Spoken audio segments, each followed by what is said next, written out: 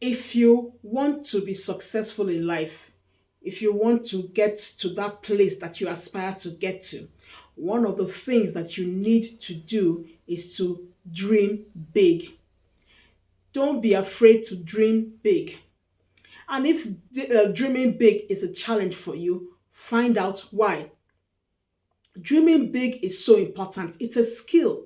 It's actually a skill, and it's something that should be taught in our schools, starting from our children or starting with our children in the nursery schools.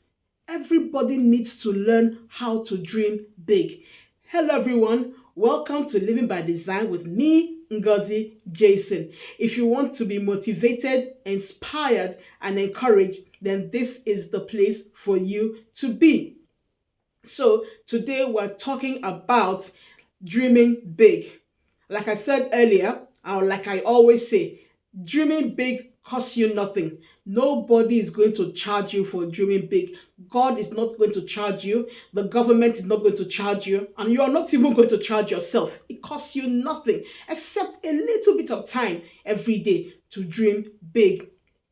So if dreaming big is an issue for you, ask yourself why. Are you afraid? And if you are afraid, why? Is it because you think that that dream is too big for you, or that dream is too good for you? And if that's your reason, write it down. Write down your dreams. And if you think you're afraid, write that you're afraid. And if the reasons why you are afraid are that maybe you can't meet up with those dreams, you can't fulfill, or you can't make those dreams reality, then write it down. And if it's that you think that they are too good or too big for you, write it down. Then ask yourself questions. Keep asking yourself questions. Open the layers. Open the layers. Ask yourself more and more questions until you get to the root cause of why you think your dreams are too big or too good for you. Once you have found the reason, work on them and then start flying. It doesn't cost you anything to dream big. Remember Abraham in the book of Genesis, when God first told Abraham that he was going to have descendants. Abraham was about 75 years old at that time. But do you know that Abraham, I think he didn't really hear God the first time God told him, because he didn't say anything after God told him. Go and read your Bible. I think it's in Genesis 13 or 30 something. I'm not sure, but go and check. Either 13 or 30 something, 31, 32, 33, I think. He didn't say anything initially when God told him, because I think he didn't really hear when God told him he was going to have a child. And so it took Abraham 25 more years before he had his son Isaac. God had to help him. God took him outside and told him to count the stars. And Abraham counted until he got tired. God said, "Can you count it?" He said, "No, I can't count." "Can you count them?" He said, "No." He couldn't count all the stars that he could see. In fact, he got confused.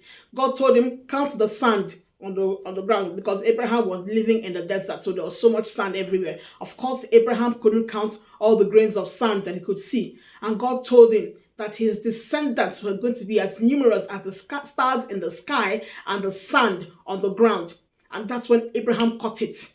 God had to help Abraham he had to help him open his mind to see, to dream, to see the clear picture. You will not be able to get to that place that you really, really want to get to, that place that God has planned for you to get to, if you have not acquired the skill of dreaming big. You need it.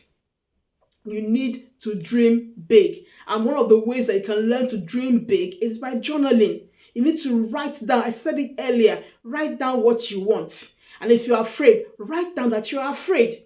And then ask yourself why you are afraid. Ask yourself if that dream is too big for you. And if it's too big for you or too good for you, ask yourself why. And keep asking yourself more and more questions until you get to the root cause. Deal with that root cause and then start flying.